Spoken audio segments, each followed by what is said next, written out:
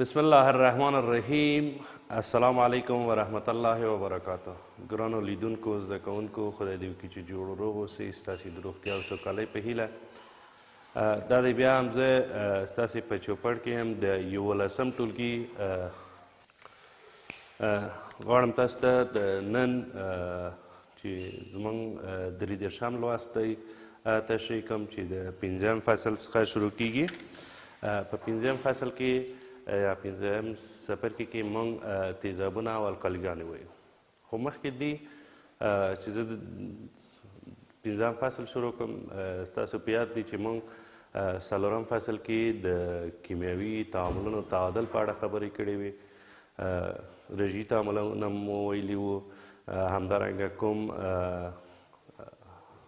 تعامل چې رژي دی او غیر رژي دی او د تعادل په اړه چې کوم عوامل په کیمیاوي تعادل باندې اغیزې لري، چې په هغې کې 4-5 اغیزمن لاملونه چې غلظت و تودوخه او داسې نور هغه مو تشریح کړي وو. همدارنګه موږ د کیمیاوي تعادل محاسبات هم تاسو ته تشریح کړي وو. همدارنګه د نن درس کې موږ تیزابونه او القلي تاسو ته تعریفوو، چې 5 فصل د تیزابونو او القلیو په اړه بحث شوی. پکې تاسې د تیزاب او د القلیو نوم اورېدلی دی. مخکې دی چې زه د دې په اړه کوم تعریفونه چې دي هغه تاسو ته تشریح کوم. د دې درس څخه زموږ موخې دا دي چې موږ تیزاب، القلي او د هغوی خواص، جوړښت په اړه پوه شو. کوم کیمیا پوهانو چې د تیزاب او القلي په اړه تعریفونه ورکړي وو هغه هم موږ باید پوه شو چې کوم مرکباتو ته تیزاب ویلی شو او کوم مرکباتو ته القلي ویلی شو. تاسو څه فکر کوئ چې لیمو ترش دی او که خوږ؟ یقینا چې وایي لیمو ترش دی. د لیمو دغه ترشوالی کوم لامل دی چې د لیمو ترش دی؟ ځینې وخت تاسې کور کې میلمانه راځي، هغوی ته تاسې وایي چې مثلا لیمو واخلئ د ډوډۍ سره یې وخورئ، او هغه وایي چې نه زه تیزاب د معدې لرم، لیمو نشم خوړلی. خو دا لامل ټول بحث د تیزاب او د القلیو څخه کوي. خپله اسید، د اسید کلمه ترش معنا ورکوي، او د بیس کلمه د بیس څخه اخیستل شوې، دا کم کوونکی. یعنې کوم ځای کې چې موږ تیزاب ولرو په هغه باندې که القلي اضافه کړو هغه د تیزاب خاصیت شی کوي، کموي، نو په دې خاطر ورته کمونکی وایي. د تیزابونو او القلیګانو په اړه ځینې علماو نظر ورکړی چې د هغې د جملې څخه یو هم ارهینوس دی. ارهینوس تیزاب لپاره هم یو تعریف ورکړی او د القلي لپاره هم یو تعریف ورکړی. ارهینوس وایي چې تیزابونه هغه مرکبات دي چې په اوبلن محلول کې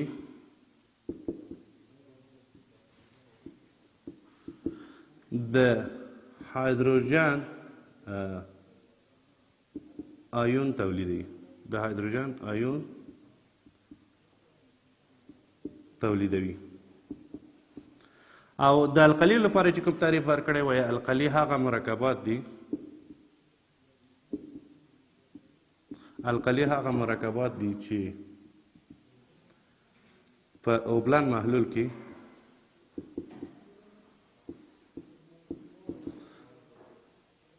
د هایدروکسیل آیون تولیدوي. د دې دواړو تعریفونو مثالونه هم زه تاسو ته لیکم. که چیرې موږ HCl په نظر کې ونیسو، HCl په اوبلن محلول کې تجزیه کیږي د هایدروجن مثبت آیون او د کلورین منفي آیون. تاسې ګورئ چې HCl یا هایدروکلوریک اسید په اوبلن محلول کې تجزیه کیږي د هایدروجن او کلورین. همدارنګه موږ HNO3 یا نایتریک اسید که په اوبلن محلول کې واچوو دا هم تجزیه کیږي د هایدروجن مثبت آیون، همدارنګه د نایتریت آیون. او یا سلفوریک اسید که په نظر کې ونیسو، سلفوریک اسید هم په اوبلن محلول کې تجزیه کیږي هایدروجن مثبت آیون او د بایسلفیت آیون.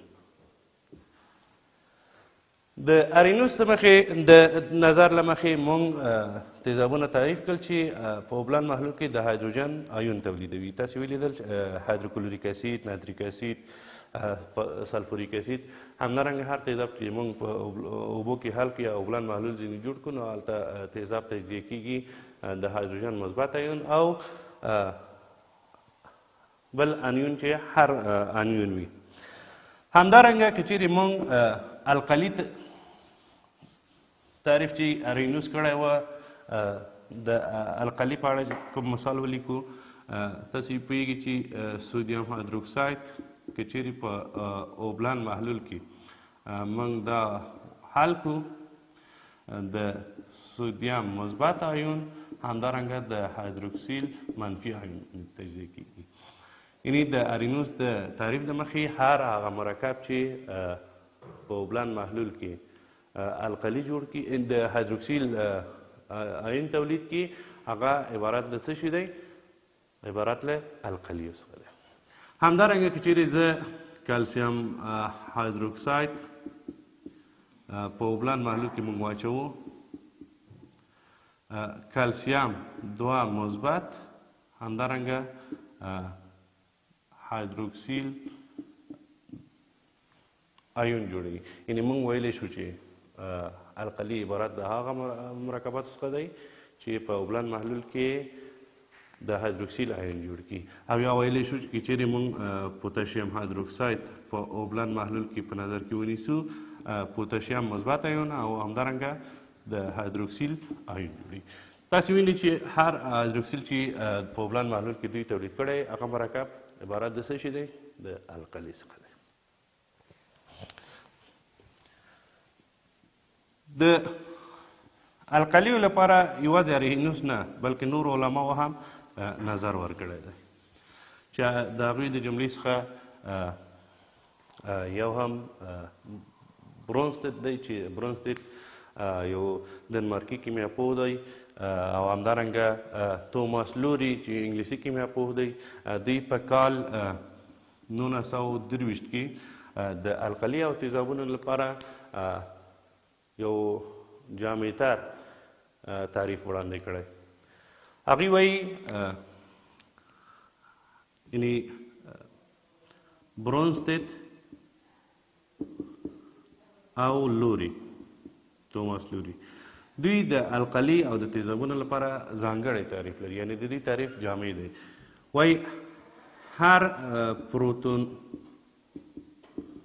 ورکوونکی مرکب د تیزاب څخه عبارت دی.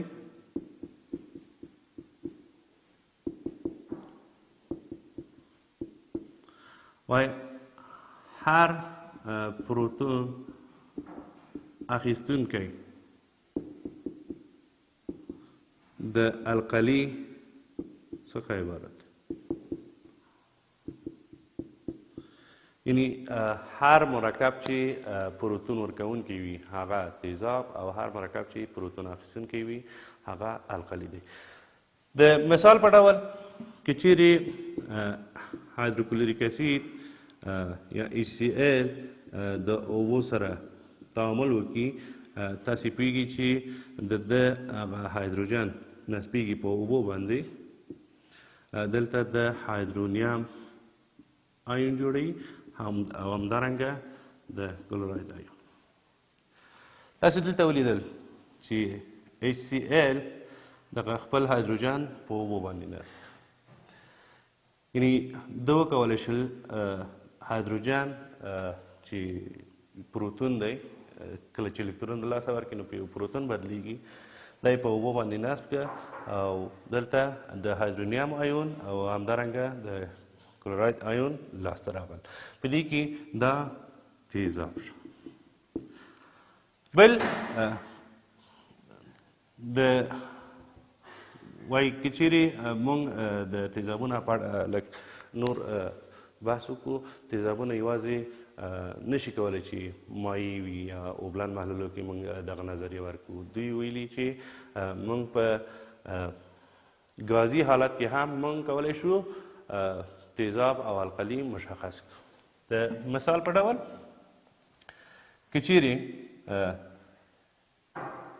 HCl د امونیا سره تعامل وکړي، دلته د امونیم آیون او همدارنګه د کلوراید آیون جوړیږي. تاسو بیا ولیدل دلته هایدروجن راغی په دوی باندې نصب شه، یعنی دا تیزاب شه او دا القلي. یعنی تیزاب پروتون ورکوونکی او القلي پروتون اخیستونکی دی. دلته دا تیزاب شو او هغه چې پروتون اخیستی هغه القلي شو.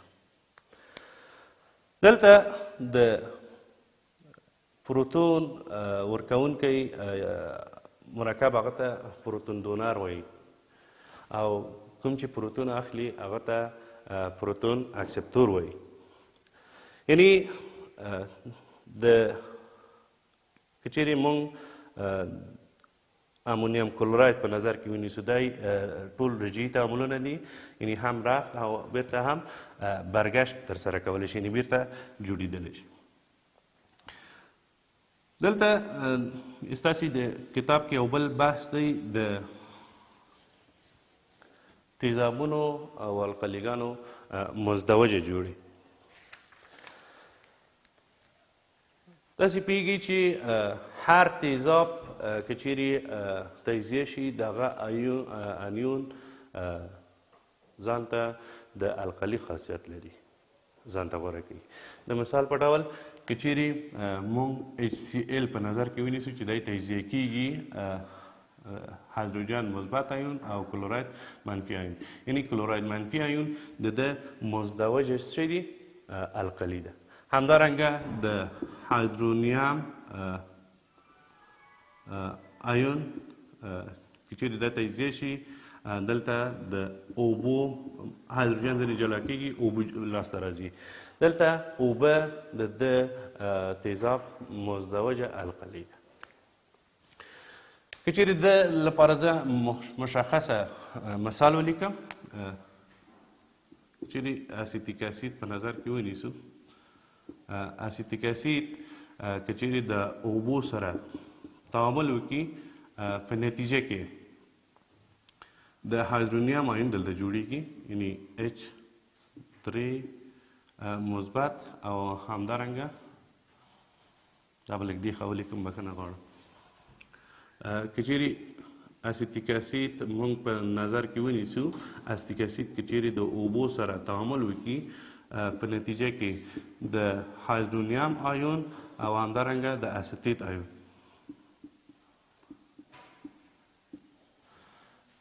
دلته تاسې ګورئ اسیتیک اسید خپل پروتون د لاسه ورکړه، اوبو باندې نصب شو، یعنې د هایدرونیم آیون یې جوړ کړه. دلته دی تیزاب شه. اوبه د تیزاب په مقابل کې چې کله موږ تعریف کې ویلي وو مخکې چې هر پروتون اخیستونکی القلي دی او هر پروتون ورکوونکی تیزاب دی. دلته اسیتیک اسید د تیزاب حیثیت لري، یعنی یو هایدروجن په اوبو باندې نصب کړي چې هایدرونیم جوړ شو، او دلته د اسیتیت آیون جوړ شو. یعنی دلته دی د القلي خاصیت لري او همدارنګه دلته موږ ویلي وو چې د هر تیزاب انیون دغه مزدوجه القلي ده. یعنی دلته د هایدرونیم آیون چې شو تیزاب شو او د اسیتیک اسید اسیتیت آیون د القلي خاصیت لري. ولې د القلي خاصیت لري؟ تاسې ګورئ چې دلته منفي چارج لري نو دی کولی شي چې یو پروتون ډېر په اسانۍ سره جذب کړي نو په همدې خاطر اسیتیک اسید د دې مزدوج القلي ده استیت آیون د استیک اسید مزدوج القلي ده او همدارنګه اوبه د هایدرونیم مزدوج تیزاب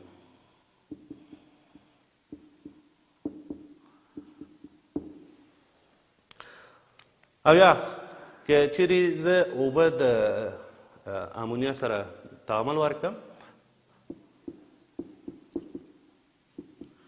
د اوبو سره دوی تعامل وکړي په نتیجه کې د امونیم آیون او د هایدروکسیل آیون جوړیږي امونیا پروتون دلته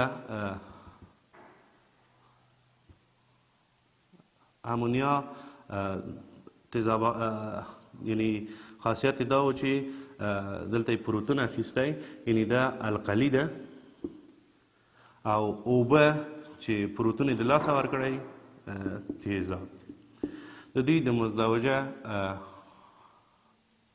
جوړې لپاره هایدروکسیل مزدوجه تیزاب دی د اوبو او امونیم مزدوجه القلي وبخښئ هایدروکسیل مزدوجه القلي دی د اوبو مزدوجه القلي دی د اوبو او همدارنګه امونیم آیون مزدوجه تیزاب دی د څه شي د امونیا مونږ تیزابونه د دوه کیمیاپوهانو د نظره تعریف کړل یو د ارینوس او بل د برونست او لوري یعنی برونست او لوري دوه جلا کیمیاپوهانو خو نظر یو تعریف یو د تیزاب او القلي لپاره او ارینوس چې کوم نظر ورکړی و د تیزاب او القلي لپاره ارینوس ویلي و چې تیزابونه هغه مرکبات دي چې اوبلن محلول کې د هایدروجن ایون تولیدوي او القلي عبارت د هغه مرکبات دي چې په اوبلن محلول کې د هایدروکسیل ایون تولیدوي او همدارنګه برونست لوري هم یو جامدتر تعریف ورکړی و هغه ویلي و چې هر پروتون ورکوونکی مرکب تیزاب او هر پروتون اخیستونکی مرکب القلي دی چې موږ مثالونه تاسو ته په پوره ډول تشریح کړل تاسې د کورنۍ دندې لپاره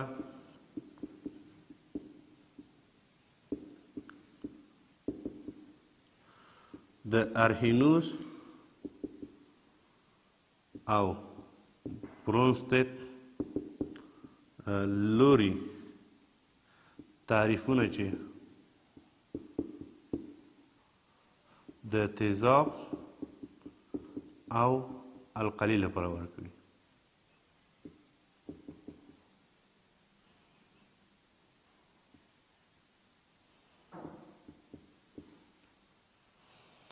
د ارهینوس او برونست لوري د طرفه چې کوم تعریفونه د القلي او تیزاب په اړه وو هغه تاسو یادداشت کړئ او د هغه د مخې تاسو کولی شئ چې نور مثالونه هم خپل کتابچو کې ولیکئ او کوم بحث چې د تیزابونه دی د دوی علماو د تعریف له مخې تیزابونه او القلیګانې جلا کړئ دا و زموږ نننی درس په الله مو سپارم د خدای په امان